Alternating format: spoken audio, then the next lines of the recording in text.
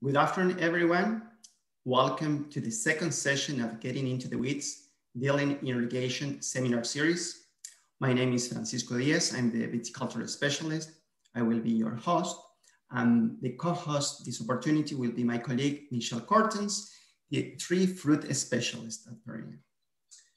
First of all, I would like to acknowledge Perennia and the Canadian Agriculture Partnership to allow this session to happen and touching a very important topic nowadays, the irrigation.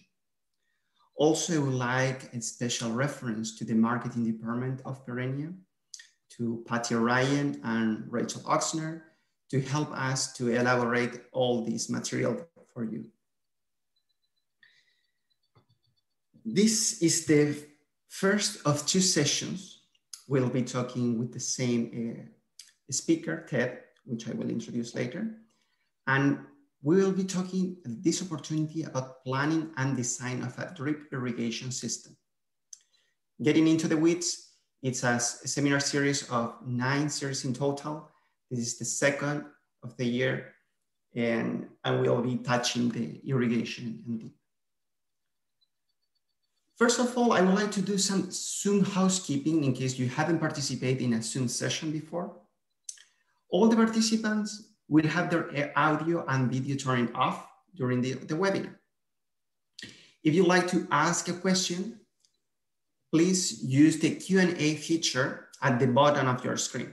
Okay, you can see a Q&A. If preferred, you may also ask a question in the chat function of the webinar. I will encourage anyway to ask in the Q&A to keep a very good order of the questions. The chat and the Q&A will be monitored throughout the session and addressed during the live Q&A session happening at the end of the presentation by Michelle. So let's talk a little bit about Perennia if you don't know. Our vision in Perennia is Nova Scotia is a recognized world leader in producing innovative, environmentally responsible, safe food of impeccable quality.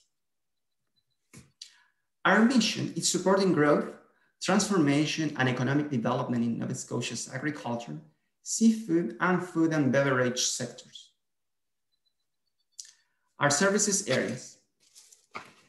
Perennia, it's a multifaceted company. This workshop is part of the Agriculture Field Services Division. In field services, we offer production advice, disease and pest identification and management, help address emerging and critical industry issues, develop workshops and other trainings, do research, and help producers be environmentally and economically sustainable. I think many people are familiar with our food safety team, who help producers and processors meet their food safety goals through training and on-site assessments. Our product development team has been doing some really neat things with business in Nova Scotia, assisting them in creating new products, fine-tuning processes, improve shelf life, and many other things. There is also the Agri-Food Accelerator Program, which is designed for current and aspiring agri-food and beverage businesses in Nova Scotia. It supports commercialization and access to new markets. Perennia is also started offering some lab services. We have a plant health lab that is working with the grape and small fruit industries to do virus testing. We also have a cannabis lab in Truro that provides analytical services. The minister has also asked that we expand our mandate into the fisheries sectors. And so we have undertaken initiatives in this area in food safety, product development, and others. Check out our website for more details in www.perennia.ca. Again, I would like to acknowledge and thank a Canadian Agriculture Partnership to finance this session, and Perennia as well to support them in the base of this. This is our second session, as I said at the beginning.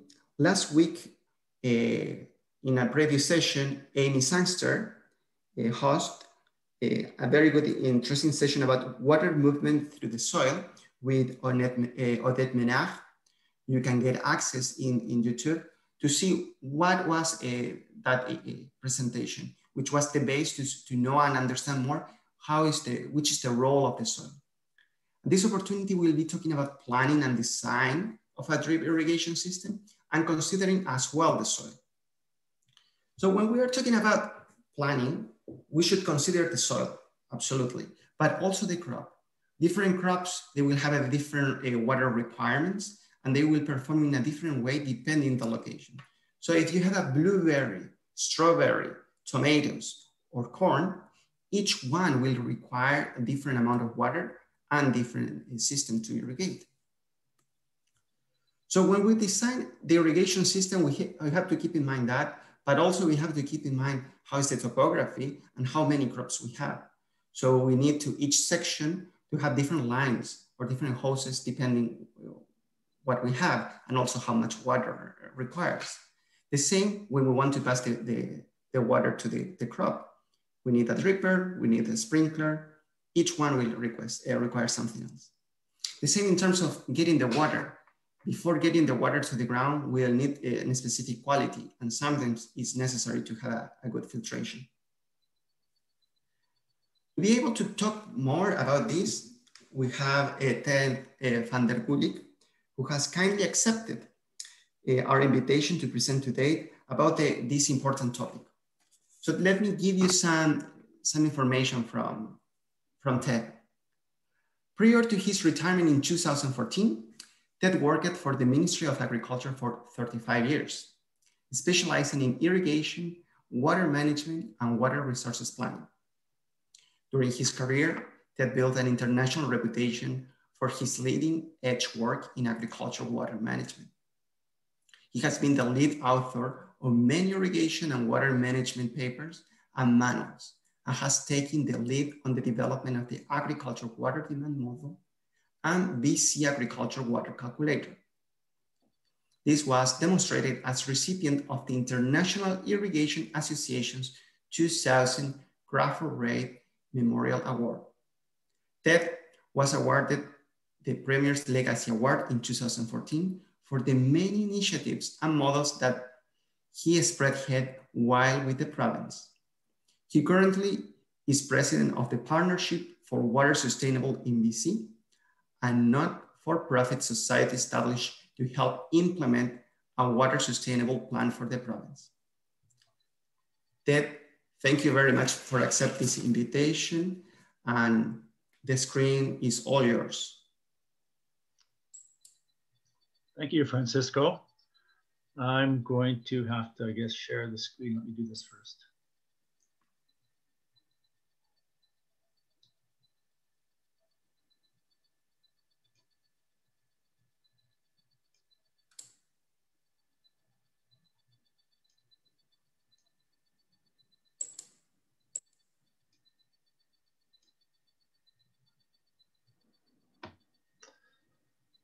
Can you see the screen, Francisco?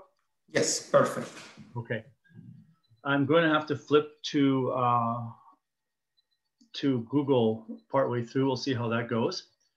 But we'll start here with I've got two presentations today that I've planned. The first PowerPoint is about planning and designing your drip irrigation system. And the second one will be about selecting lateral pipe sizes and zone sizes and things like that. So when we talk about sustainable drip irrigation, there are a number of things that we need to consider, which I'll cover here in this first part of the seminar. Your annual water requirement, your peak flow rates to the farm, understanding something about drip irrigation emitters, how they work and which type to select for your particular crop, how to place the emitters or emission points, and calculating a runtime for your drip irrigation system. So to start off with, we'll look at what is the farm water requirement. And for irrigation systems, we always talk in terms of evapotranspiration, which determines how much water a farm needs at the peak time. And also it can determine what our annual water requirement is. Evapotranspiration is made out of a number of parameters: wind, solar radiation, temperature, relative humidity, and there's other things I think as well, but those are the main ones. You'll see that the parameters that make up evapotranspiration can all be collected by a weather station or an atmometer or a Class A pan. Class A pans only collect the evaporation, and then they translate that into evapotranspiration for the crop. They're used at research stations, not that practical for farms. But in BC, we have used atmometers, which give you a reading of evapotranspiration. And mostly we are using weather stations, which give all the data. So the weather station, before I take you to the weather stations that we have set up for Nova Scotia, when we look at what is happening through the irrigation season, you can see the blue line kind of represents the water use of a crop. This is drawn for BC. Nova Scotia might be slightly different, but the blue line says we use little water at the beginning of the season. The peak of the season, we use a lot of water, and then it tails off again at the end of the season. The average irrigation system flow rate is represented by the green line. If you took the average amount of water that you needed for the entire year, you can deliver it at that rate. But that's not really conducive to irrigation. We have to look at what the peak flow rate is. What do we need at the peak time of the year? And we want to make sure that our irrigation system is capable of delivering that peak water requirement. One of the things that we found out, and if you have your books in front of you, I'd like to take you to page, a second, I should have had this marked here. Page 7 of your manuals, if you have that. And on page 7, you'll see a table there, table 2.2, determining peak flow requirements for a drip irrigation system. And when we converted our ET numbers from 0.14 inches per day or 0.2 inches per day to millimeters per day, so 0.14 is 3.6 millimeters per day, 0.2 is 5.1 millimeters per day, we found out that that matched up very closely to what the peak flow rate of the drip irrigation system is, almost exactly. So that's why you'll see in the bottom of the screen here, 1 millimeter per day of evapotranspiration relates to 1 gallon per minute US per acre. Once we know that, we can convert our ET rate to a peak flow rate for the irrigation system. So I'm going to take you to Farm West, and now I got to figure out how to get back to another screen.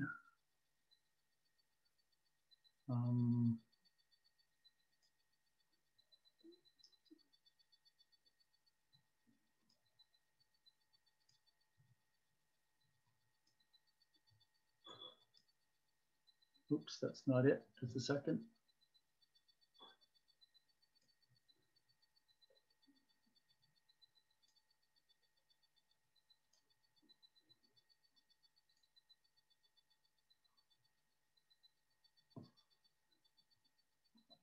So I've loaded Farm West. I just want to make sure everybody can see it. Can you see this, Francisco? Yes, I can. Okay, so you're looking at a screen of farmwest.com. It's a website that we developed here in British Columbia, but we also connected all the Environment Canada stations across the country, which allows you in Nova Scotia to go to this website as well. You can go to a map to see where the station actually is. I've selected Nova Scotia on this drop down. I'm going to, oops.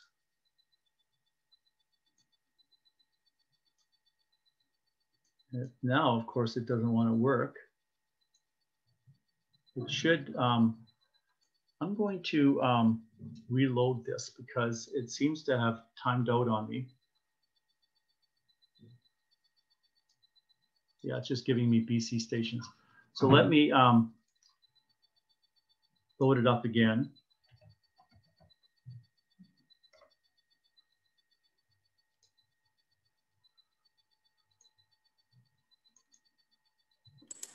Ted, I will interrupt you briefly because you are making reference to the book. The book, it's the chapters that we already sent last Friday to all the participants registered until last Friday. If you don't have the scan of the book, no worries. In the next couple of days, we will be sending all the chapters again, so you can have all the information of this session. So you can see all the information that Ted is providing right now. Thank you. Okay, so I had to reload a Farm West evapotranspiration page, which I now have, and I have Kent fill on here. So now what we want to do is we want to pick a range of time when we think when the peak evapotranspiration is. And if I use 2020, you can go to a number of different years to check it out, but it will be around the end of July to the first week in August. So I'll pick that. Oops. Secondly. I'll pick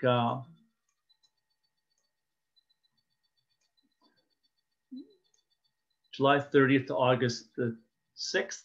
I press go.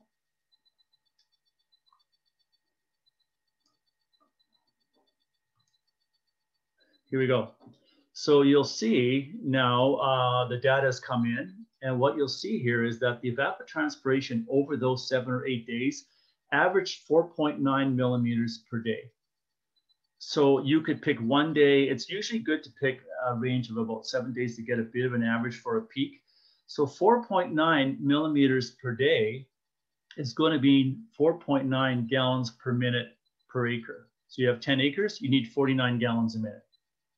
So it's a very quick and easy calculation to determine, and that's for sprinklers, by the way, for a sprinkler system. If you're using a drip system, I still recommend you go to that peak flow rate because it's going to allow you more flexibility in setting up your zones. But if you're short of water, you could take a number about 0.7 of that. So it would be around 30 to 35 gallons a minute for a drip system for a 10-acre field. So very quick, easy calculation. You can go to a number of weather stations in Nova Scotia to check this out. There's 4 that are Environment Canada stations that are hooked to Farm West. I'm going to be using Kentville for all of our examples today. So I'm using a 4. When I checked this before on a different date, I had 4.8. So it's in the 4.8, 4.9 range. Now, the other thing that you can do, so we had 2 questions. One is what is our peak flow rate? We've got that very quickly. The next thing is, what is our annual water requirement?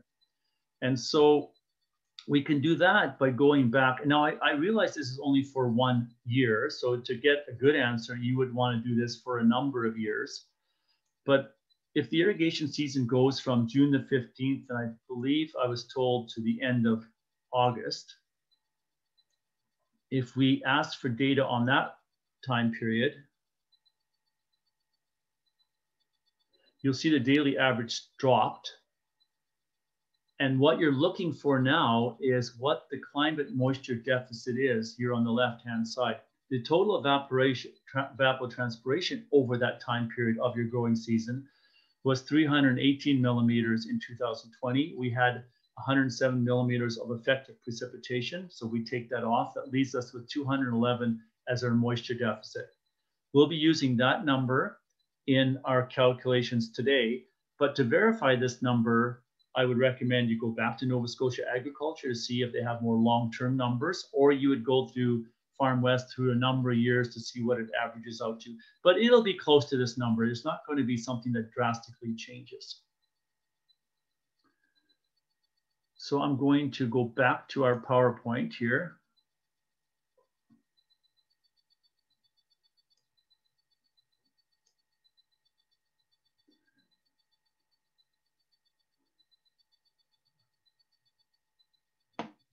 Second here.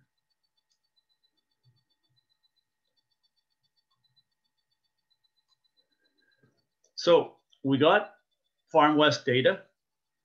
The screenshot you see here is the old Farm West site. It just converted to a new look, but the data is the same. So it's not going to look exactly like here. And I used a number of 4.6 here when I checked before. We can use 4.8 or 4.9. Changes it from 46 to 49 gallons per minute for a 10-acre farm. And our annual climate moisture deficit is 211. So if we do these calculations, and now in this case, I'm using the areas in hectares because we want to convert this thing over to cubic meters. And so you cannot use acres in the calculation. So you take your climate moisture deficit of 211, In this example, I'm going to use a 10-hectare field. That's about 25 acres. It could be any size you want. You plug that area in hectares, multiplied by 10, and divide by your system efficiency. So 211 millimeters of irrigation for the season times 10 hectares times 10, which is a conversion factor divided by 0.9, gives us 23,500 roughly cubic meters for a sprinkler system. Because that we're basing that on a sprinkler system. So we have an efficiency of 0.9, but a drip system is always going to take less. And I know that because we're much more efficient because of crop coefficients and that. So you probably could get by with about 0.7 of that as well. But this is the number that I would go for. If you have licensing or anything, I would be going for this number because we've already put the high efficiency in there for a drip system. I know that you can get by with less, but 23,000 cubic meters would be the calculation. So in our peak flow rate, if we use the 4.6, it's around, at the same 10 hectares, it would be 113 gallons a minute. If it was a 10-acre field, it would be 49 gallons a minute. Again, for a sprinkler system, and a drip system could be 30% less. You will see as we go through the second session how this impacts on your design. If you do have, say you're on a well and it doesn't give you the peak flow rate, but you're using a drip system, and you know you can get by with less, you can estimate that and see if your well is actually going to be able to give you enough water. What happens if you take a lower flow rate, you're going to have to start approaching running 24 hours a day when it's at peak time. And that's usually not a good idea to do with a drip system. Over time, you may find you're going to run short if the drip system is slowing down in its delivery a little bit and you're on a 24-hour runtime. You run in a situation where you may not be able to supply the water requirement in the future. So we always start off going with this peak flow rate, design your drip system for that, and you'll see the ramifications of that as we go through these calculations. So that's the peak flow rate annual water requirement. So now let's talk a little bit about the drip irrigation concept. When we run a sprinkler system, you set the system out, you run it usually for 12 hours, and then you move it to the next setting on the field, and you keep doing that for a number of days until you reach the end of the field and you bring it back. What happens under that regime, you get different soil moisture levels throughout the field, and you just want to make sure you're back to the starting point before it dries out. With a drip irrigation system, we don't do that. We try to keep the soil moisture at an optimum level, not obviously at field capacity, but something a little bit below that. This reduces plant moisture stress, and we do this by applying or you're running the drip irrigation system daily or every day or every 3 days. We don't let the soil dry right out and then make it come back. This gives you higher growth, better plant production, and so on. So it's something that when we run a drip system in BC, it's usually every day or every other day. This is accomplished by installing emitters. And so the role of the emitter is really twofold. It reduces the line pressure to 0 at the emission point. And then by doing that, it regulates the flow rate to a preset amount. So if you have a drip line, and you probably have seen this, if you punch a hole into the drip line, you get quite a large spout of water coming out, because there's nothing to reduce that pressure close to 0 when you punch a hole in it. When you put the emitter in the hole, it's going to reduce that pressure through a number of different ways, depending on the kind of emitter you have. It could be a long flow path, it could be a small orifice, whatever. And then that's designed to regulate the flow rate to a preset amount. So you'll see all kinds of drip systems. This one here it's an old system. It's a point source system, as is that. This is a line source system, I think could be pumpkins or something like that. Different product. They kind of work the same way. We'll be going through those a little bit later. And then we also have these little, these systems that we see in nurseries where we use microtubes to bring it over to the emitter, which is located right in here. That has changed in BC. We now put the emitter on the line and we just use this tubing to transfer the water into the pot. The old technology was not as good, and newer technology with emitters is very good. So installing them right on the lateral line and then using your transfer hose to go in is a much better way to go.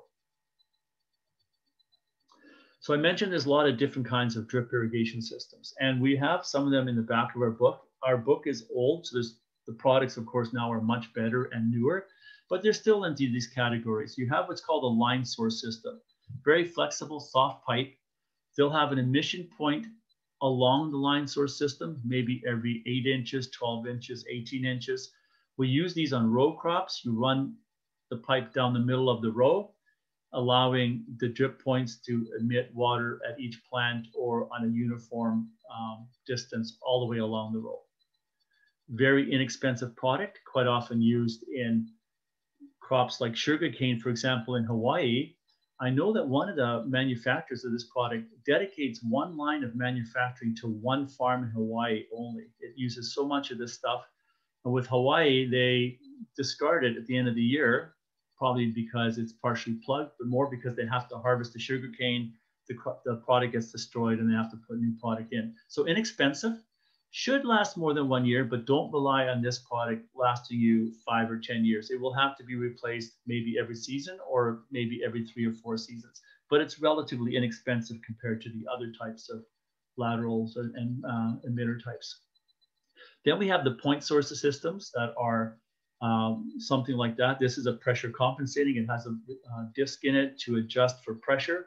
I'll make a comment on pressure compensating an emitter in a minute. These emitters plug right into the line, and you can space them by plugging them in where you want, and you'll notice it just drips the water out very slowly. Then we get into line source emitters. This is not the way you buy the product. It's not in a clear pipe. It's just for demonstration purposes. The emitter is built into the line at a preset spacing. They're usually always pressure compensating now. And so you buy this stuff in maybe 10,000, 1,000 foot rolls. You just roll it out along your crop with the emitters already built in, hook it up at one end, cap off the other end, and the product is installed. Very easy. The thing about most emitters now are pressure compensating emitters. And you can tell that when you buy it, they'll say it's pressure compensating, or when you take it apart, if you can, you'll see there's a rubber diaphragm in here. I'd like to, people think, oh, it's pressure compensating, so now I can run the product at a much higher pressure. And that's not advised. You know, the lateral line hose in that is probably good for about 40 pounds before you start to see it pull apart on the joints or where you on the insert adapters and that. So they're really not meant to run at that high of pressure, even though the emitter might say that it's got a pressure compensating feature from 1 or 2 pounds up to 45 pounds. The pressure compensating feature is to help you get over up and downs in your field. So if you got a hill or you're going up or downhill, the pressure compensating feature will work fine. It'll give you the same flow rate over a range of pressure. The system, though, should not be designed to use the pressure compensating feature for minimizing the size of the lateral line or trying to go up a really steep hill to a long distance or running a pump at a higher pressure and assuming it all works. It's just for working within the, the fluctuations within the field. And then we also have spray emitters. I don't know if they're used in Nova Scotia, but they have been in BC quite a bit. I think we're moving away from those a little bit. We're putting in more emitter types, but spray emitters are really good if you're working in a very, very sandy soil where you're not getting very much lateral spread from the point source emitter. And we're going to talk about that a little bit more when we get into the soils and lateral spread. And so they offer some spread of where the water is applied, still applying the water in the row of the plants or the trees. Usually we have 2, sometimes people put them in between if the trees are close together, but you're getting a pattern all along the entire row, and the design process is exactly the same as any other emitter system. So having said that, we need to know a little bit about soil structure. And soil is important with a drip irrigation system because we want to know how much water the soil stores. And we also want to know how far the water will spread from the emission, the emitter, emission device, because that's important. And I'll explain that as we go along. And I just heard from Francisco that there was a seminar a week ago about soil. So probably what I'm going to give you here is very superficial compared to what was taught last week, but I'll just go through it quickly anyway. So our soil is made up of air, water, and soil particles. When we irrigate, and this is more for a sprinkler system, but with a drip system too underneath the emitter, we are saturating the soil at first, and so the water fills up all the pores. As the system stops irrigating, the soil will naturally drain and the water will leave the soil against the force of gravity. And what we have left then is a soil with, and I noticed this is all in brown on this slide for some reason, it's supposed to be blue, but the soil, the water adheres to the soil particles.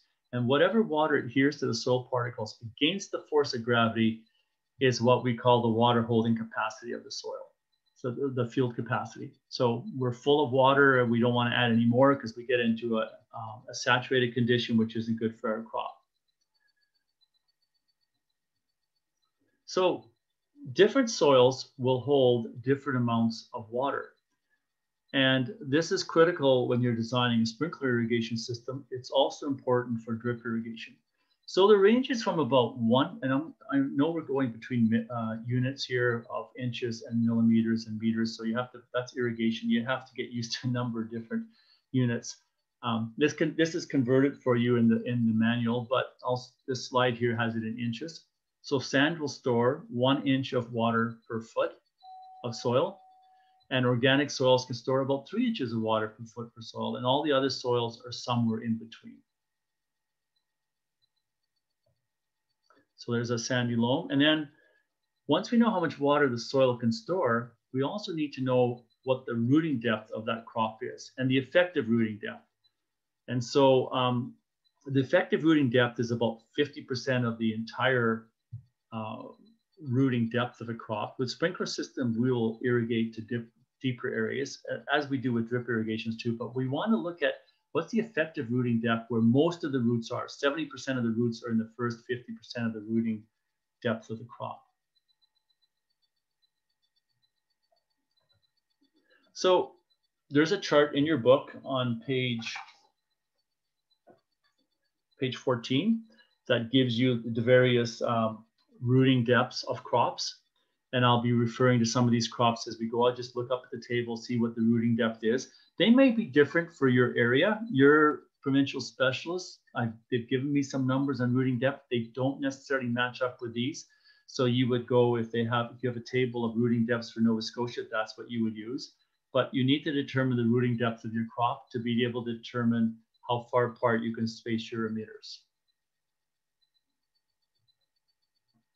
So you'll notice, I've just used this as an example, not as that's for a drip system, alfalfa versus grass. People usually say, well, I think I have alfalfa. I have maybe a grass mix in that. When we're talking about sprinklers, there's a big difference. And it's going to store a lot different in the amount of water. So you really have to kind of determine what you really have in your field.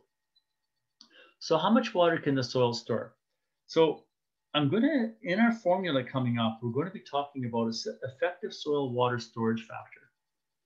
And so why is this important for a drip system? And it doesn't change the number or the calculation very much, but we've got it in there because in some cases, the soil can store an awful lot of water. So when it gets hot, if the drip system cannot keep up for a day or two, it will not matter if there's enough soil storage there to help the drip system in supplying the water. So because it'll catch up when it starts to cool down again. On the other hand, if your soil is if your rooting depth is really shallow and you're on a very light or sandy soil, the amount of water that you're storing is not very much at all.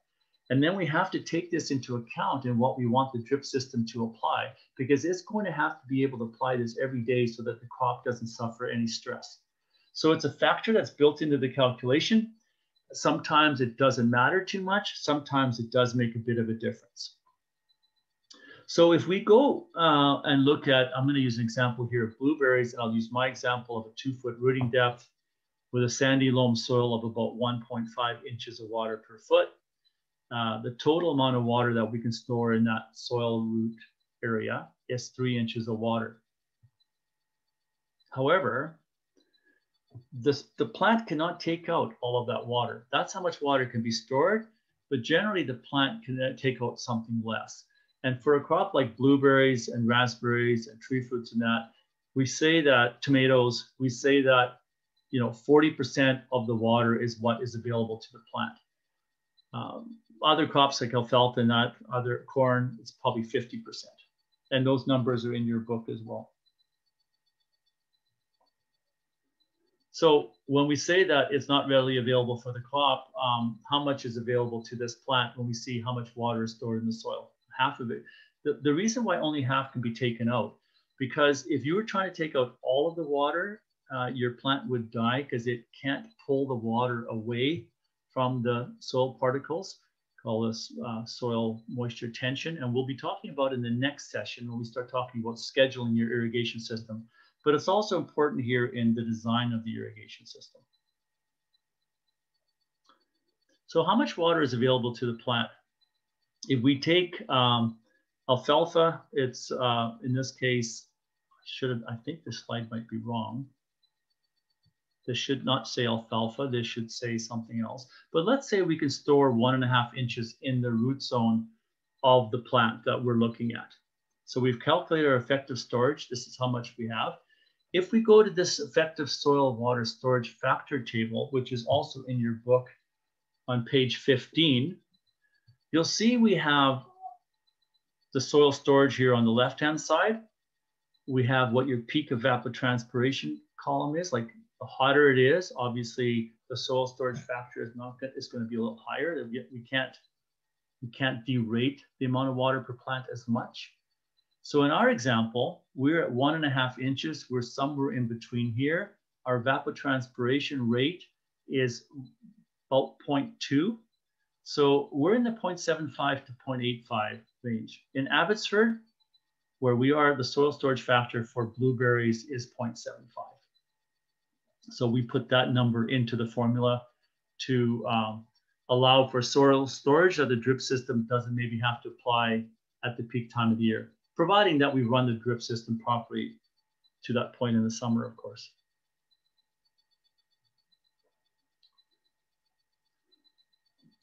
So then the next thing is that, okay, we know we've figured out the soil storage factor. We are going to calculate what the plant water requirement is in a bit. But the next thing we need to do is also figure out, while we're talking about soils, is your emitter placement. And it's very important that you place the emitters in such a way that salt cannot build up in the plant's root zone, because when the drip emitter emits water, it starts to push salt to the outer perimeter of that wetted area. And if that outer perimeter, that wetted area, as you'll see in the next slide, gets pushed towards the plant root zones, you're going to have salt accumulation there. So if you're not placing enough emitters around the plant, or they're incorrectly placed, you could have this problem. And you will have stunted root zones and so on. And the rule of thumb is that if you can figure out the plant root area, the number of emitters should wet at least 50 to 60% of that plant root area as a guide. I know we're going to flip around in the book a bit, but I want to take you to page 58 in your manual, and you'll see what I'm talking about there. So here we have an emitter placement here. What happens if the water movement is going to, typical tree, we've got 2 emitters on the tree. The root zone is usually the area of the canopy. If you take the canopy area, that's kind of the root area. So you want these emitters to irrigate at least 50% of that root area, meaning on some tree fruits that are larger, you may need 3 or 4 emitters per plant. And water movement in the soil is going to change. In sandy soils, it's going to be very narrow. It won't spread out very far. In loamy soils, the water will spread out further, and in clay soils, they can spread out even further. And the table on page 58 kind of gives you a guideline as to what the lateral movement of the water in the soil is. So here's the chart I was referring to earlier. If we have a tree designated like this, and this is a fairly large tree, and we put the emitters out here like so, as the emitter starts to operate and the water starts to expand from the emitter, it's pushing the salt to the outside. So what's happening on the plant root zone right in here, we're getting all this salt accumulation in here, which is not good. So we're really looking at the wetted area for that emitter. What's better is to move the emitters a little bit closer together so that everything gets pushed to the outside of the wetted area and towards the outside of the root zone. Now, this is pretty critical if you're in desert climates like the Okanagan Valley and that. In the lower mainland, it is not as critical because I'm talking about where I live in Abbotsford. We get about 1.5 meters of rainfall per year in the wintertime. Like today, we're getting 25 millimeters this morning. That's going to leach salts out, so it's not as critical. I'm not quite sure about Nova Scotia's climate, but I suspect it's also wetter. So your winter weather will leach the salts out. So again, not as critical, but still something to keep in mind. So this is the table on page 58. It tells you the soil type, the flow rate of the emitter, which is important too. The faster the emitter flows, the bigger the wetted area would be. And it gives you the wetted area for each scenario. So if you have a 0.5 gallon per hour emitter in a sandy soil and a shallow rooted crop, you get about 3 square feet of wetted area. With a deep rooted crop, it could be up to 7. Conversely, if you're in a clay, you can see you're getting a much larger wetted area. So that can help determine how many emitters per plant and where you're going to put them. And I can relate a little story about a farmer in Ontario. So we could talk about Ontario because they're not in Nova Scotia, and it's always good to talk about some other region. I was giving a workshop there to a bunch of tomato growers and other crops as well, but a lot of them were tomato growers, I noticed. And we were talking about drip irrigation on the guys. In this case, I think it was blueberries. And the fellow said he had to rip out the drip irrigation system because it didn't work, which kind of made me think, because they should work and they shouldn't have been that drastic. So I started asking some questions, and I asked the farmer, so you got blueberries, what are you growing it on? He says, well, it's really, really sandy, very sandy. I said, how far does the water spread from your emitter? He says, at best, maybe 6 inches at most. And so then we looked at the emitter planting, and I said, well, how many emitters do you have per bush? And he goes like 1. So he has 1 emitter at each plant, spreading the water out about 6 inches.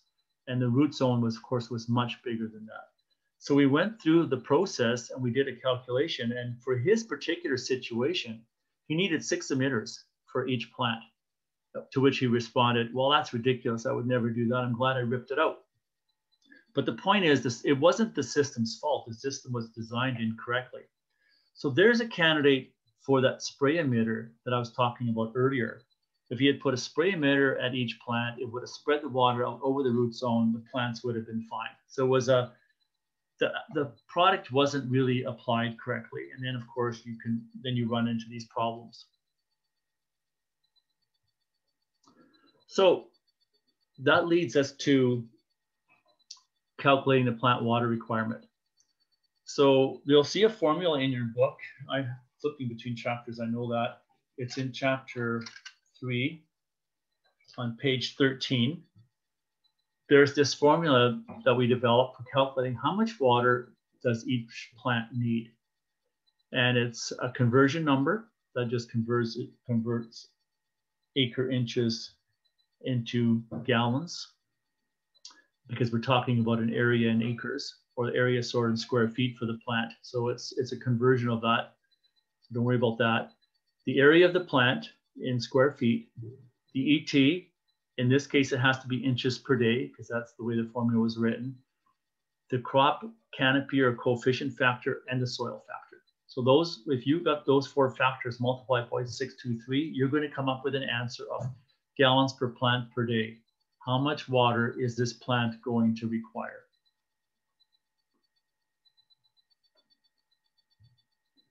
Another way of looking at it is like this. We have our ET going out from the plant.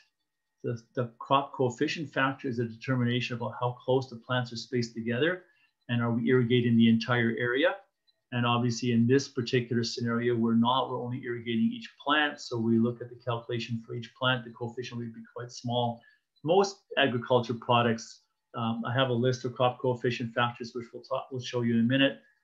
So you need that, the relationship of the plants and what their crop coefficient factor is, what the spacing of the plant is, that's straightforward, what the soil storage factor is. So here's the 4 factors that we're going to use in calculating our plant water requirement. So let's look at the crop coefficient factors.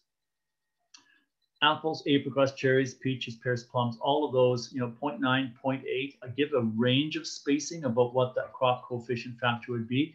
If the spacing is much closer, like you get into high density apples, 3 by 10, 5 by 12, we multiply by 1. We don't have the crop coefficient is 1 because it's a very dense planting. Grapes generally around 0.7, blueberries about 0.8. Some other, I don't know, strawberries 0.75, tomatoes, which are quite dense, 0.9, and vegetables we're using 0.75. So don't go into these and use exactly these numbers if your spacings aren't in this range. If your spacing is adjusted or different, start looking at these numbers and saying, should it be 0.8 or should it be 0.85 because I'm a little closer together? There's nothing wrong with making an adjustment in these numbers. Of course, when you make an adjustment, the numbers change. You make adjustments to all the numbers, it makes a big difference. But adjusting one number to suit what you think should be would be fine. And this table is also in your book on page. Here, it's on page 16. So let's use a blueberry example. And this would be very similar to blueberries in your area, I think. But let's say we're using sandy loam soil for blueberries. The ET rate and average is 0.16 inches per day. We're using 2 emitters per plant. The plant's spaced 4 feet by 10 feet. So we're spacing the emitters every 2 feet. The plant area is 40 square feet. I've done a calculation on the soil storage. It's about 0.75 in this case. And our crop coefficient is 0.8. So the 2 meters of plant means 2 foot of lateral movement. And if you look in the table I was explaining before, that seems fine. We can go closer. And by the way, most farms are going closer. Instead of spreading maybe 2 meters of plant, they might put the emitters, a line source system in with emitters spaced 1.5 feet apart, built-in emitters in the line. And so they're getting a very uniform flow across the entire row.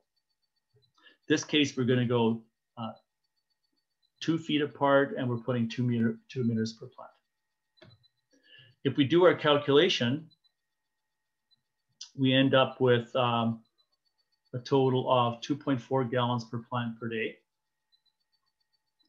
And if we add in, I'm just going to go back just a little bit quicker, so just to make sure we're following along, 0.16 inches per day, 40 square feet, 0.8 is our storage factor, 0.75 is our, so 0.8 is a coefficient, 0.75 is our soil storage factor. All of that calculates 2.4 gallons per plant per day. But we also have to consider other things: leaching, application efficiency, and emission uniformity. So emission uniformity is something that we strive for 90%.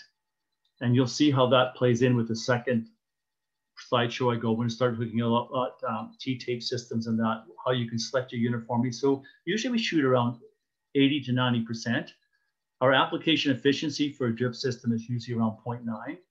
And in Abbotsford, we have a lot of winter rain, so we don't have to worry about leaching. And that may be the same thing in Nova Scotia. In the Okanagan, we have to put a leaching factor in there because we do not get a lot of rainfall. And so we want to make sure that we have a little bit extra in there to leach things down below the root zone. So looking at that same chart here, leaching is what we can push down. Emission uniformity is how uniform we're applying the water along the line here. And application efficiency is what's lost through evaporation. And you can see for drip systems, the application efficiency is around 90%, microjets around 85%. If we have a mulch covering, or we're using a plastic mulch, or we bury the drip systems, we can get a higher efficiency up to 93 or 95%, which is very good. So the design requirement for this system, if we put in the one for leaching doesn't change, but 0.9 efficiency, 0.9 emission uniformity, that moves the number up to about 3 gallons per plant per day. If we put 2 emitters per plant, and they're each supplying a ½ gallon per hour or 2 liters per hour each. If we take that gallon per plant of 2.95 divided by our 1, obviously we come up with 2.95 hours per day of irrigation when it's at the hot peak time of the year. Roughly 3 hours or 180 minutes. Actual calculations about 177 minutes. So we can calculate our set time, and we'll go more into how you schedule your drip system, I think, in January. But for now, you can calculate your set time based on what the plant water requirement is and how much water you're supplying to the plant. So our next example is an apple orchard. I'm just going to go through this same as we did before. In this case, we're using a 16 gallon per hour microjet. So we got this spread out. We're using the microjet system where they're a much higher flow rate than a drip system. Our tree spacing is 3 feet by 12 feet. Using that same formula, our ET rate has gone up a little bit. We're in a different area, 0.18 inches per day times 36 square feet times 1 is our coefficient for factor for K, because it was a tree foot spacing quite close together. And our soil storage factor was 0.85. And we come up with 3.5 gallons per plant per day in this case. If we run through that with the same leaching of 1, divide that by an emission uniformity of 0.85 and an efficiency of 0.85, we come up with 4.8 gallons per plant per day. And if we run that emitter at 16 gallons per hour, and we're only putting 1 per plant here because it does throw the water out, we're only running 18 minutes per day. A big difference from the 3 hours per day. So different plants will have different irrigation requirements. And depending on the product that you choose, there will be obviously a different runtime. So at this point, Michelle or Francisco, we can maybe stop for questions if anybody has any. Sure, there's a couple of questions here. So the first one is, in a crop like wild blueberries, what should the moisture be kept at throughout the season and as it's nearing harvest, using a soil aerometer? That question is that's a perfect question for the seminar in January. Because we'll be talking about aerometers, and we'll be talking about how to read them and how to determine the moisture level. So I don't think we should answer that one today. Okay, great. So that person will have to stay tuned. Yeah. Okay, the next question is, how would you calculate the root area in a high density planting like apples where there's not a large canopy? Okay, let me go back up here.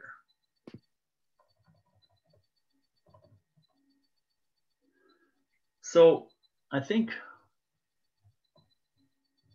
when there's not a large canopy, it's not really, I don't really have a slide that could show this very well, but what you can do is you can, if you can go and get an aerial look at your crop, and you can sort of look at the rows. And so the plants will be, they're high density, they're going to be close together. The canopy isn't that big, but now you're looking at the rows between the crop. If the rows are quite far apart and there's quite a big gap in between, then you can determine what that is. I would, because I think your question was high density, right? If it's high density, I would keep the crop coefficient at 1. If the rows are far apart, you might lower that a little bit. Actually, what I should do is right here. You know, if you're in this range, your high density tree fruits would be 1. If your spacing is further apart and there's more of a panel between the rows, the coefficient can drop by 10%. Great, thank you. That's all the questions for now. Oh, that's all, eh? Okay, well, we're making good time. We have one more also, Ted. We have something in the chat.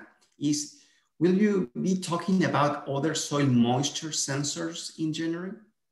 Yes. Yes, I will. We'll be going through that and different products that you can use. and how to read those products and make sense out of scheduling. We'll talk about soil moisture sensing as well as climate scheduling in January. Okay. Perfect. Thank you. Okay. We did pretty good time on that. So I'm going to go back. I'm going to go to the next PowerPoint.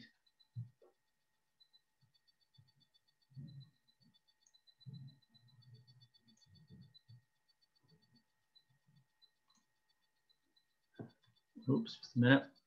Gotta go to the beginning here.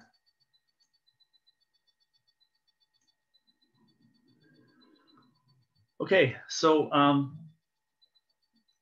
all of the stuff I've talked about so far, you can follow along in your books. If you read it, it's all kind of there. Francesco, do they have the two problem sets that I've provided? Yes, they both appendixes, A okay. and B. But okay. I will distribute again to all the people who didn't receive last Friday. Yeah, not the problem sets though yet, right, Francisco? No, the problems I haven't distributed neither. I will distribute the problems after your session. Okay, so I've developed two problem sets for Nova Scotia that go through a lot of the principles we just talked about here as a homework assignment, I guess. And then in January, we will go through the answers of each of those problem sets. The problem set will go through the presentation I just did. And we'll also go through this presentation that I'm just about to do I'm sort of providing you how to do it. Give it a try. And then in January, we'll go through the answers on those problem sets, and then we'll go through the scheduling after that. So that's to come. Okay, so once we've decided, we know how much water the plant needs, which is really the whole basic exercise from before, and how we're going to space the emitters, and how many emitters we have per plant, and the runtime and all of that. That's fine, but now we have to connect these emitters to something and run it along the row. And so we want to determine the size of pipe for those emitters. So to do that, we're going to need to consider a number of things. How long are these lateral lines? And we want to be able to determine how far we can go. We want to see what our zone size limitations are. And we want to figure out our total system operating time to make sure that we're within 24 hours per day. No point in designing something if it's going to take you 30 hours per day to run, because it's not going to work. So I'll show you a couple of scenarios here about how we do that and how we go through that. We talked about the water requirement evapotranspiration. This is always key. I certainly recommend you get good data for your area, because that ties back into what we're doing here right now too. It's where we started right at the previous session, and just as kind of a quick reminder, that's where we're going with this. We need to know our peak flow rate and our annual, more the peak flow rate, to determine how our system's going to work. So we'll go back to this tree fruit example that I just went through, but we're not going to use, I don't think, we're not going to use microjets. We're going to use drip emitters. So this apple orchard, sandy loam soil, ½ gallon per hour emitters spaced every 2 feet along the row. So the tree spacing is 3 feet, and we're putting the emitters every 2 feet. So that calculation then has to change a little bit, because we really don't have 2 emitters per plant, because they're spaced 2 feet and the plants are 3 feet. And that doesn't really matter. So we did our calculation before, 3.5 gallons per minute per plant per day. I'm using 0.18, which is very close to, just going to double check that. 0.18 is very close to the 4.6, 4.8 millimeters that we found at Kentville. The conversion to go from millimeters to inches is 25.4 millimeters per inch. So 4.8 millimeters is roughly 0.18 inches per day, which we need in this formula. So you do have to do some conversion to make sure you have your numbers correct. And by the way, if something doesn't work out, it's always because we forgot a conversion or we forgot this number here. I've seen this so often when people write certification exams in BC, they don't do that right. And then of course you're screwed up the rest of the way. So our design requirement, as a reminder, we were at 4.8 gallons per plant per day using the factors that we had calculated before. And so now here's our farm layout. Our farm is 660 feet across, 1,000 feet long.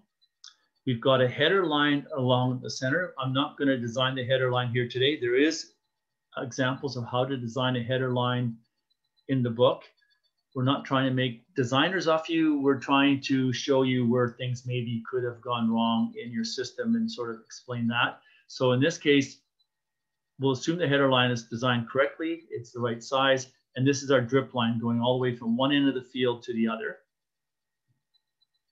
So the farm annual water requirement, and this is, by the way, 660 feet by 1,000 feet is 15 acres or 6.07 hectares at the 211 millimeters of annual water requirement at 0.7 for a drip system. We come up with about 9,000 cubic meters as our annual water requirement. The peak flow rate at 6.07 hectares, we got to convert this to acres. We multiply by 2.47 times the 4.8 millimeters per day in Kentville means we need 72 gallons per minute is ideal. And that would be for a sprinkler system. So we could get by with less, but this is what I would shoot for. And so we'll continue on with that number. The plant water requirement was 4.8 gallons per minute per day. We calculated that before. The emitter spacing is 2 feet. The lateral movement is 1.25 feet. So that's showing 2.5 feet. So our 2-foot emitter spacing is very good. We'll keep that. Our 1,000-foot row, I gotta make sure. Our 1,000-foot row and the trees are spaced, I think we're 3 feet. And we have to have a little bit of a header panel at each end. I came up with 320 plants per row. So there's 320 plants from one end to the other here. So now what we can do is we can convert our plant water requirement of 4.8 into a row water requirement. And so we take the 320, multiply by 4.8, we come up with roughly 1,540 gallons per plant per day.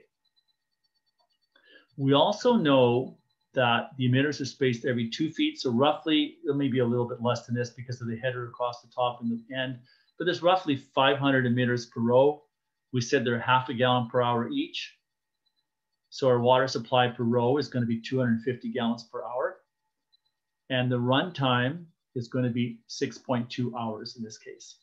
Not what we calculated before because we were using different emitters, but we're using a half a gallon per hour emitter. So we've got to run this emitter for 6.2 hours when it's really hot out in the peak time of the year to make sure we're getting enough water to this row of tree fruits. And then of course, every row across the farm would be the same. So why did I choose an emitter flow rate of 0.5? Why not choose 1 or 4 liters per hour or even 2 gallons per hour? And that's because the smaller you make the emitter flow rate within reason, that has implications on filtration, which we'll talk about in the next session in January. You can run more lines at one time. And so you end up with fewer zones. So in this case, we'll probably end up with 3 zones. And that means you not as many valves, anything else, your cost of the system is less. There is nothing wrong with going to 1 gallon per hour. You are going to end up with 6 zones. And the runtime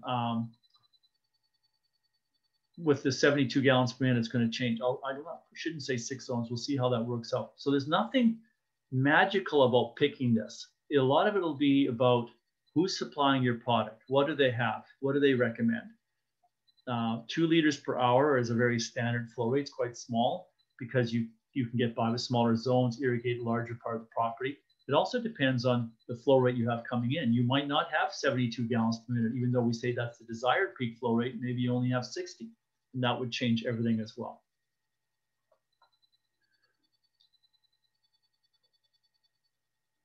So the water supply is 72 gallons per minute.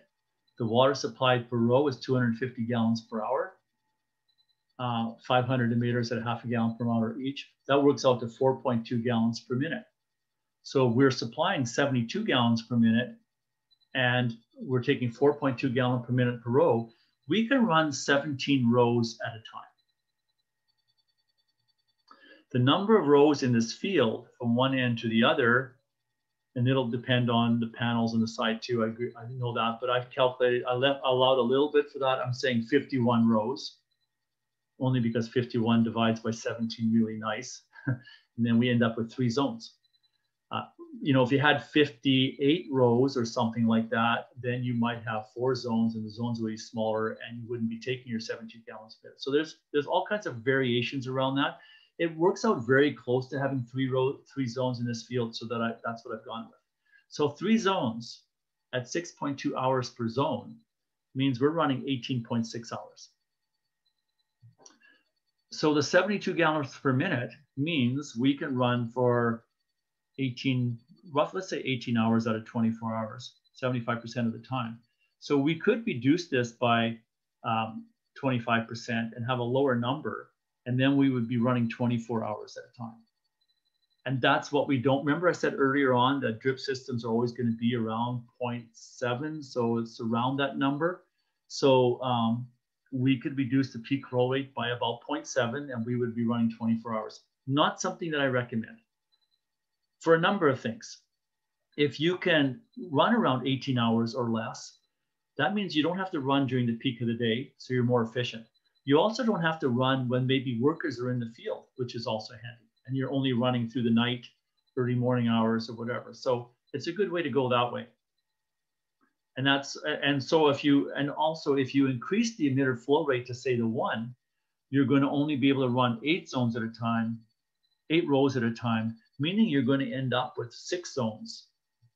But your operating time per zone is going to be half as well. So you're still going to come up at the 18 hours operating time per day. The other reason why you don't want to be at 24 hours is that an emitter system will slowly over time probably clog up a little bit, or the flow will be reduced. It never increases, it always reduces slightly. If you're at the 24-hour time frame, you have no capability of trying to run longer. You also have no capability of trying to run longer if it happens to be very hot summer, hotter than normal, and you're exceeding your 4.8 millimeters, you're at 5.5 for some freak anomaly.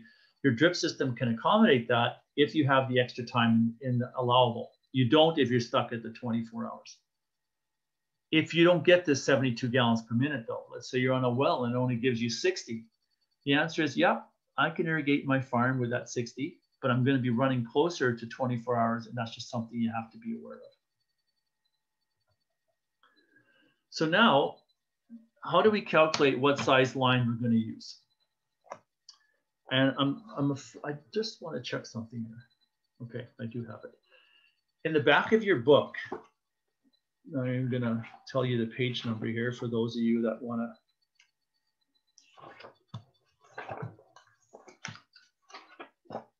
Just bear with me for a second so I can get you that page number.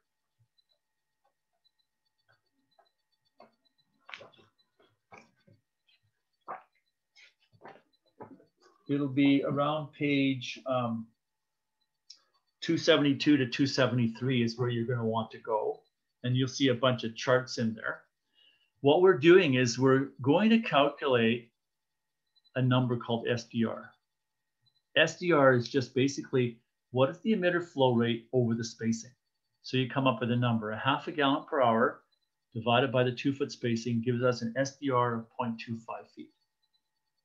Some other things we have to consider is that the lateral line friction loss will have to also include barb losses, which are not built in this chart we're just going to show you. So we want to add 30% to whatever calculation we come up to as to the total friction loss.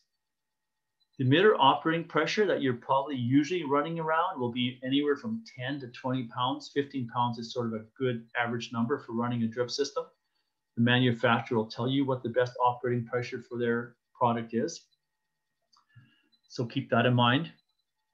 The header line is also bisecting this drip line. It's cutting it in half. So that reduces the length of the lateral from here to here and from here to here, even though they're connected together. We only have to calculate the friction loss along here. So the lateral is effectively 500 feet long, even though it's 1,000 foot long because of the header line bisecting it. This is not a really good picture of what we're talking about here, but it is the drip line. on page 272. So that it gives you the SDR numbers. And this particular curve is the SDR number 0.25 for a 16 millimeter polyethylene drip tubing. We know the line is 500 feet long. So if you go up to the 500 feet and you move over to the far side, it'll give you the friction loss in feet of head. And that number is 10 in this case. You can look at the other charts and you'll see that some of them, you can get bigger pipe and the friction loss will be a lot less. You can buy smaller pipe and the friction loss will be a lot higher, maybe too high. So somewhere in the middle runs the correct number. And this is figure, actually I'm using figure 8.4, which is on page 271, which is 16 millimeter ID pipe. So you have a choice to make. And of course, the tendency is to go to a smaller pipe because you're going to need a lot of it and it's going to cost you less. And so the question is, how long is your run and will that product do the job? If you're using pressure compensating, maybe you can go to a bit smaller pipe, like a 15 millimeter. That's a choice to make. And since you're not really designing the system, I'm just trying to kind of point out things you have to consider. So in this case, we've got a 10-foot friction loss. So figure 8.4 shows 10 feet. 10 feet is, divide that, the conversion is 2.31 feet per pound. So that ends up being 4.33 PSI. We add in our 30% barb loss and we get 5.7 PSI for the 500-foot ID lateral. So the total operating pressure at the beginning of this lateral needs to be 20 PSI to get 15 PSI at the back. If we were not running pressure compensating emitters, that loss would be too high and you'd have to go to a bigger pipe. With pressure compensating emitters, that should be fine. Remember, we also, if we had a valve out here somewhere feeding 17 lines, we also have to calculate the friction loss in that line to have the overall friction loss in the entire zone. And the whole intent is to keep good uniformity. So we're going to want to pick a product that gives us that, something that isn't too small because you may affect uniformity. Certainly don't want to be too big because you're wasting money and buying something that you don't really need. If you get a really good deal on bigger pipe and it's cheaper than the other pipe for whatever reason, there's nothing wrong with buying bigger pipe. Doesn't affect anything as far as uniformity and all that. You're going to be better uniformity because you have less friction loss.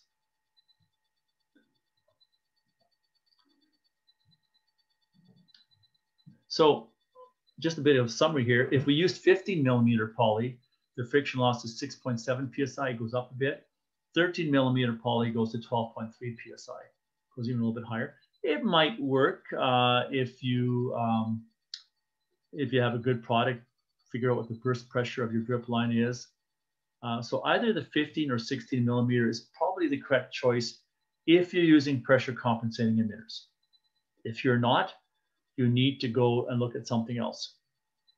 If you're using a non-pressure compensating emitter, and those are still available, some of them will be semi-pressure compensating, turbulent flow emitters, things like, I haven't gone into that. The manual explains a bit of that.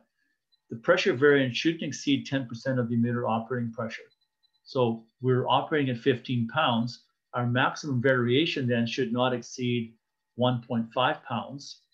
And in this case, we'd have to go to 20 millimeter poly, which is going to be quite a bit bigger and quite a bit more expensive. So now the decision is, should I go non-pressure compensating with a bigger poly to get the uniformity, or go the pressure compensating and go to a smaller pipe? Might turn out to be close to being the same. And in which case I'd go pressure compensating because you're going to get better uniformity. Okay, so that's as far as I wanted to take this without getting into, not trying to make designers off you. If you're really interested, you can go through the book and figure out more stuff. But that helps you determine the size of a drip line. Figure out, and of course, if you change to we talked about before, if we went to a 1 gallon per hour emitter, this becomes 0.5. At 0.5, our friction loss is going to be, it doesn't work for 500 feet. It goes off the chart.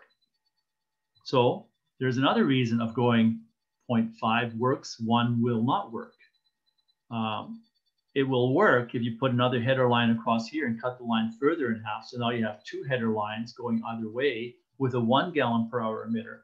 And so these are all decisions you need to make when you start laying out your field and what size emitter you're going to use. Once you determine you're going to go with those emitters, that starts changing the layout of your field, where your header line may have to be in a different location, and you split your farm in 2 if you have 1,000 feet, because the polyline, the friction loss kind of goes off the chart at 0.5. Or you'd have to go to a 20 millimeter size pipe to accommodate that. So everything starts to change when you make the fundamental change about what kind of emitter you are going to use. So that's a big decision on a lot of things at square one, and it all impacts something down the road. I'm wondering if we should, I got one more example that I go through, but I'm wondering if there's any questions about what I just went through to this point. Yes, we have one question here. So to determine daily crop water demand, we have to consider rainfall in this humid area. How do you take rainfall into account in determining water demand with drip irrigation? When I went to Farm West and I calculated the peak ET at the middle of the summer, and it gave me that number, we're assuming on those days that you don't have rainfall. So the peak ET that you're going to have the drip system supply means no rainfall. That would be the ET equivalent. Your ET on a rainy day would be a lot less. If you have a bunch of rainy days all the time, the Farm West website will give you a lower ET value, which then translates into a lower water requirement and a lower peak flow rate as well. So the other question, the bigger, I think what we're trying to get at here is that I've designed my system, I've got it running, but now it's raining. How do I incorporate that into my runtime? And you can use your climate ET and the day that it's raining to see how that number goes down. We'll talk about that in January as well. And or you can use soil moisture to see if you need to run or not. Obviously in wetter climates like the Fraser Valley, we could have a rainy July and we can have a really hot May. There's been years when May was our hottest month. So you're running your system at the very early part of the season when your crop doesn't even really need as much water as when your peak time was. And then in July, it rained so often that people didn't turn their systems on. So you're into a whole bunch of scenarios like that. We'll cover that more again in January as well. Thank you. That's all the questions for now. That's all? Oh, I'm doing good. Okay, so let's move on to another example. Well, we're using lettuce. So now we're into a row crop.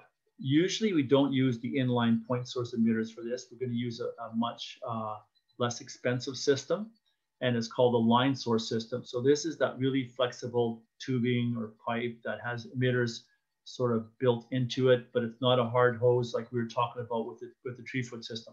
With the tree food system, we want that drip system to last a really, really long time, as with blueberries and other crops like that.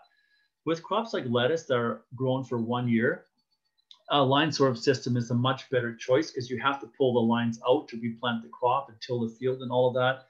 And so you could use a hard inline system, I guess, hard hose, but preferred choice is usually a line source system. So the lettuce plants are, spaced 35 centimeters apart in this case, 14 inches, 1.2 feet. And the rows are 1.3 feet apart. So our plant area is 1.6 square feet. Our soil factor is a lot higher, 0.9, and our crop coefficient for lettuce is 0.8. Plug all these numbers in with that peak ET and the area and these two factors, we come up with 0.13 gallons per plant per day. So the plants are spaced very close together. The amount of water each plant requires is a lot less, obviously. And so now we just calculate it by the row. Before you do that, sorry, I should have said that we're still keeping our leaching factor at 1.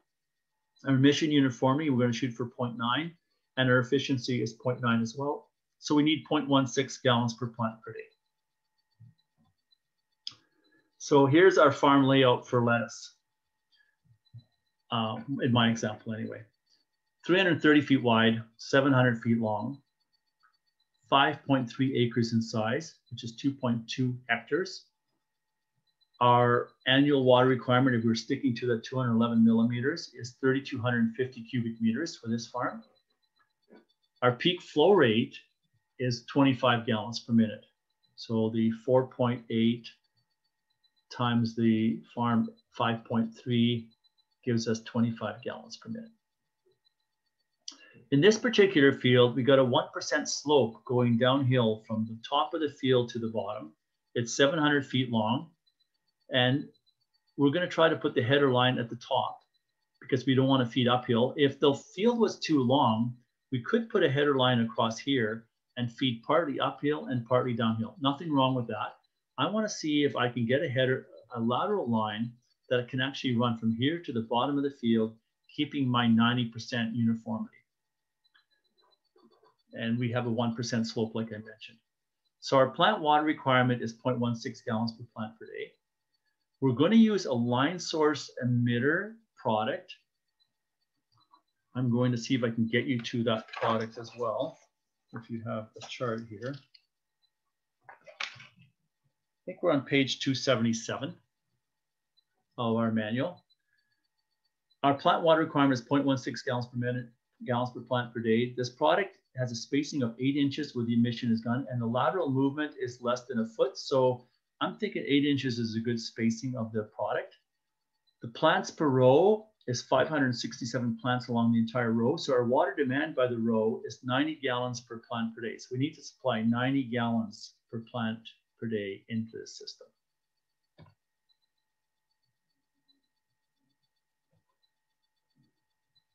Just a second here, just want to make sure I haven't missed anything. Okay, so this chart is terrible because I did a screenshot. I couldn't get a really good copy of this to put into this PowerPoint. That's why I'm referring you to the table. You go to page 266, we're looking at T-tape 500 5/8 inch ID. Now, you might not even be able to buy that product today because this manual is 20 some odd years old. That's what was sold at that time. I am sure that manufacturers come up with better products, better uniformity. So you need to get a chart for the product that you're buying of a line source system that looks like this chart. And this chart gives you an awful lot of information. So you have choices about flow rates. You have choices about the spacing of the emitters. So I said we wanted it to be 8 inches apart. And then depending on which product we buy, we get flow rates of 0.34 gallons per minute per 100 feet, or double that, 7 gallons per minute per 100 feet. If we're at 0.67, if you go across the chart at a 1% slope going downhill, we can only run 425 feet to keep the uniformity at 90% over here. If we want lower uniformity, we can go to 650. Still doesn't do us any good because we're 700 feet. But if we pick the lower flow rate product at an 8-inch spacing, at 90% emission uniformity, at a 1% slope going downhill, we can go 700 feet. That's perfect for our situation. So figure B.4 is fine. There's other scenarios of other sizes that you can buy, but this would be the size that we would want for this particular field layout. And it allows us to run the entire length. So we're going to select the 5/8 inch T-tape, table B.4, 0.17 gallons per minute per 100 feet. It's got a 40 centimeter outlet spacing, which is 8 inches. It gives us 90% uniformity. I think, just a second, I can double check on this thing. Ted, I will make a small announcement. Yes. This session was scheduled at the beginning until 3:30, but last Friday we sent an email that this session was going to be extended until 4. So please stay, or you are more than welcome to stay until 4 p.m. where we'll be covering and continue answering the questions through the presentation. Thank you, Ted. Okay, I'm going to go back to this chart here. If we pick 0.17, which is a very low flow rate, we can go up to 1,100 feet, which I notice I've got in the next sheet calculation, but we can also go to 0.34, which is 700 feet. So you use either one of these. This one is fine too. It has a lower flow rate, means we can run more lines per zone. So I noticed I selected that, that product at 0.17, and the spacing was 40 centimeters instead of 20 centimeters. So you can pick the product that you want. If we stick to this product, 90% uniformity, 1,100 feet, the total flow per row is 1.2 gallon per minute. If we have 7 times 0.17, let's double check that. 1.2 gallons per minute per row for this particular product. If we went to the other one, which is 0.34, obviously that would be 2.4 gallons per minute per row. So our water demand per row is 90 gallons per day. So our run time of 90, the 1.2 gallons per minute is 72 gallons per hour. So 90 gallons per plant per day divided by 72 gallons per hour. We only have to run for 1.25 hours per day. Our peak flow rate was 25. If we have 1.2 gallon per minute per row, we can run 20 rows at a time. If we had 0.34 gallons per minute, we can only run 10 rows at a time. So the number of rows per zone was 20 in our situation here. The total number of rows is 240. So we're going to need 12 zones. And we're running them at 1.25 hours per day. So we're only running 15 hours per day for the lettuce crop. Run times have changed. We went from 18.6 for tree fruits to 15 hours for, it always will be a different number after if you go through different scenarios. So what always tells me if I'm correct right off the bat, I always find that tree fruits, my run time is always around 17 to 18 hours per day.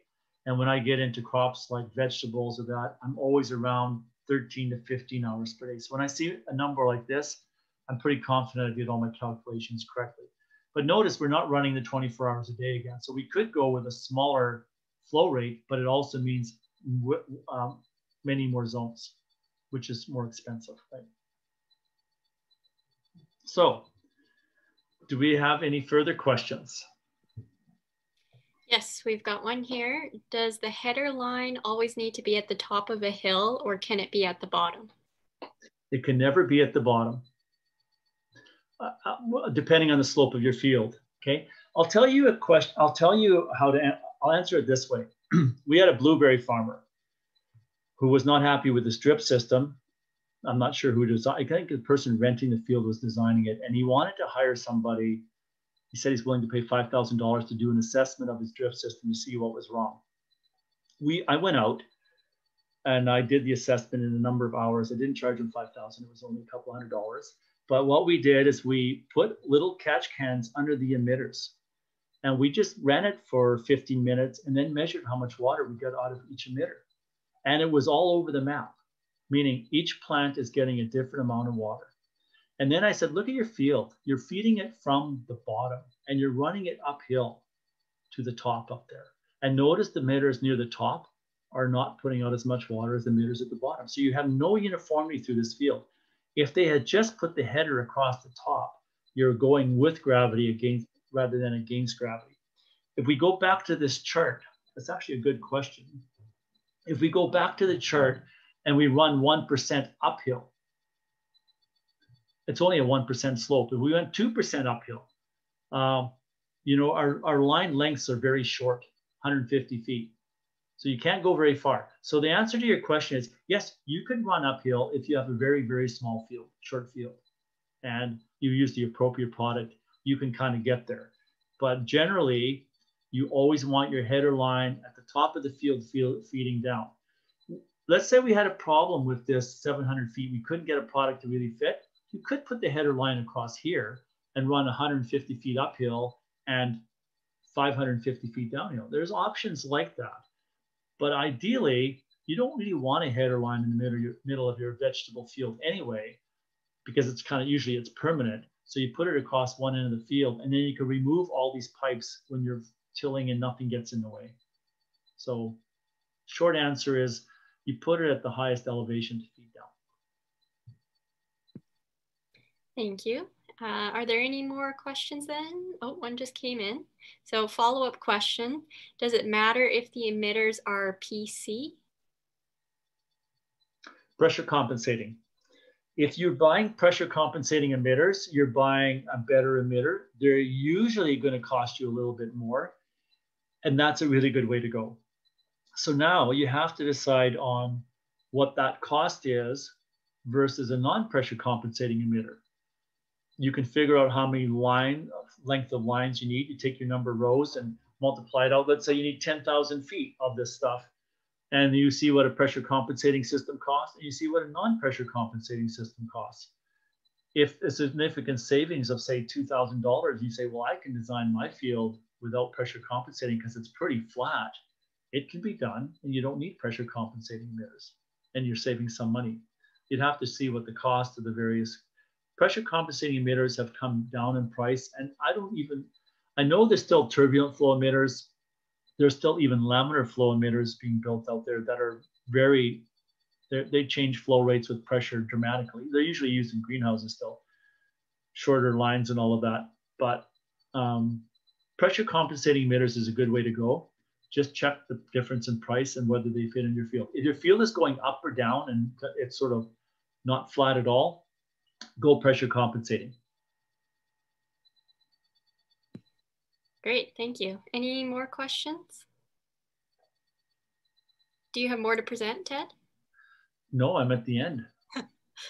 I'm right on the hour and a half too.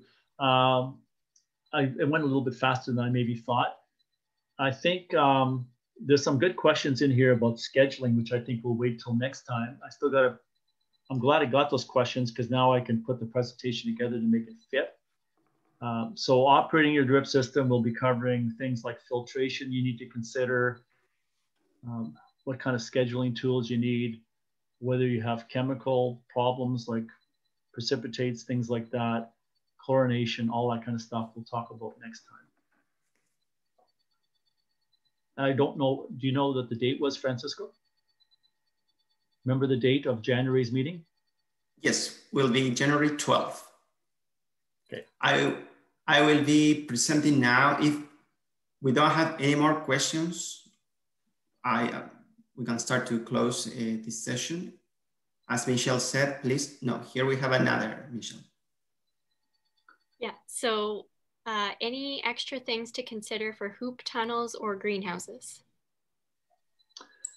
Yeah, the challenge with hoop tunnels and greenhouses is that you're affecting the ET rate. You're not getting rainfall, and your ET might be different because it's warmer inside. It depends on how you're venting them and all of that. So it will have an effect on those numbers.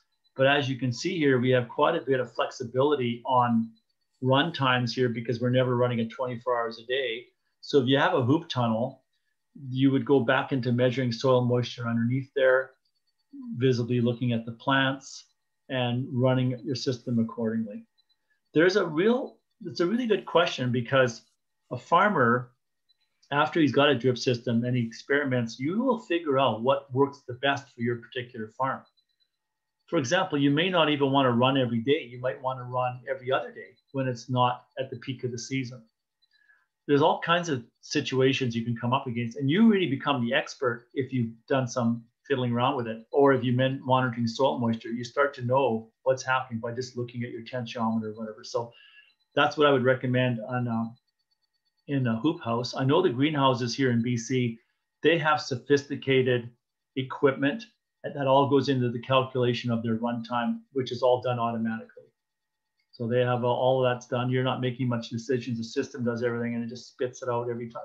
Water comes on sometimes 10 times, 20 times a day, depending on the crop. And it always goes out with fertilizer too, which is a whole other thing that we could talk about maybe next time as well. I can talk about fertigation and things to think about there. There's a chapter on fertigation in the book as well, I think. Thank you. I think it's over to you, Francisco, unless we get any more questions. Okay, yeah. We can leave a couple of minutes if we receive any question.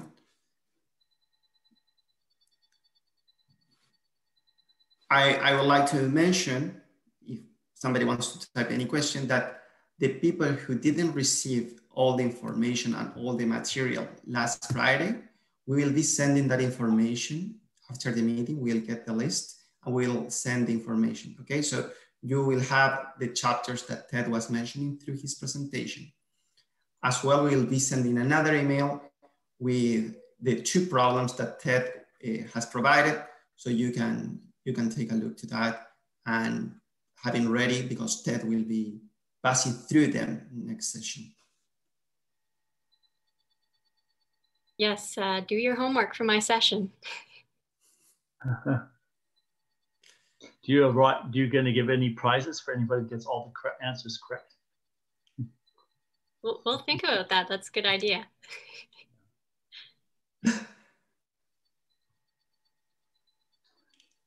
Okay, well, this worked pretty well. We're pretty well on the time frame that we originally thought, so it worked quite well. So,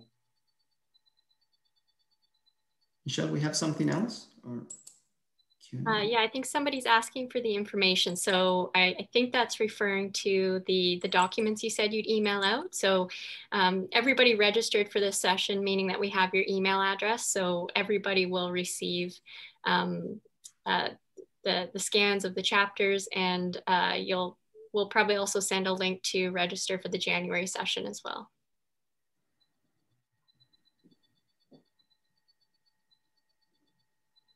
Oh, and another question here. So do different species of apple trees need different amounts of water? Probably different varieties, I would say. Yeah, likely, although I'm not sure it's significant, but that's where I think soil moisture monitoring and things come into play. Producers always do different things too. No producer really runs everything exactly the same way. And so, you know, I know we did a study here in the Okanagan where we didn't irrigate tree fruits at all one year, very minimally, to see what would happen. And they survived and even produced a bit of a crop. I think we took most of the crop off. But what happens is the bud set for the following year wasn't as good. So you impact not just the current year, but other years too. That's just something we found out. But yes, I think there could be a slight change because harvesting dates change on different varieties. And they also may blossom out a little bit different at different times. So the season lengths would adjust. I'm not so sure the crop coefficients would change that much. The season length changes, right?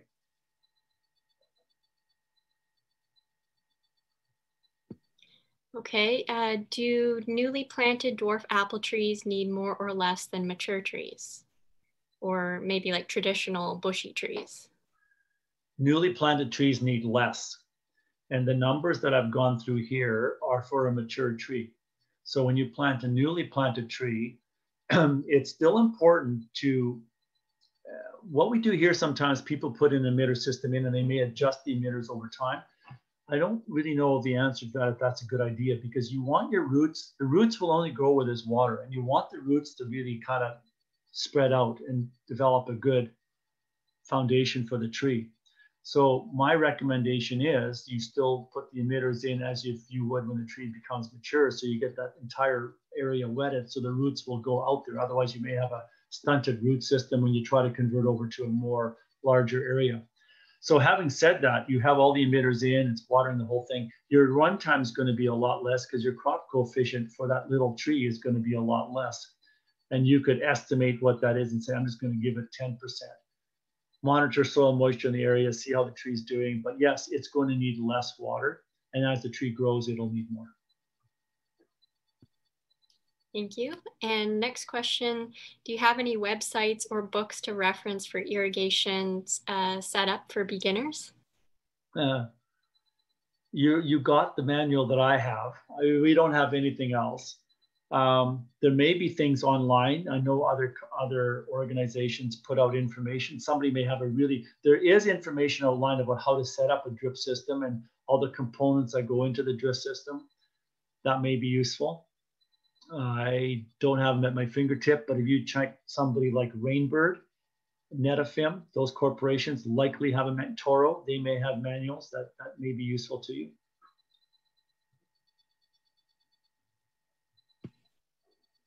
Okay, that's all of the questions that I see here. Okay. Okay, perfect. So I will, with your permission, Ted, I will share my screen now.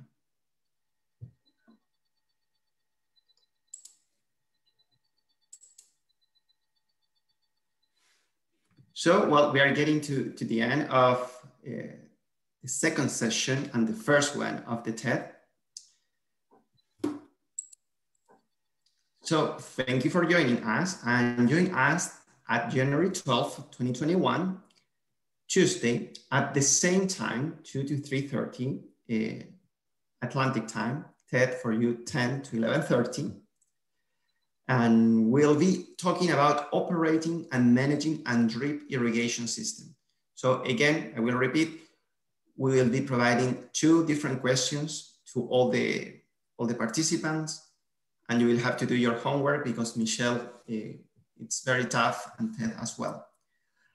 Also, we'll be providing a survey, so to get some feedback from you guys, tell us what you thought of a speaker, the format, and other topics to cover. And in our website, we have more resources. And this session has been recorded, so you will have access to this recording and to watch and pass all over again.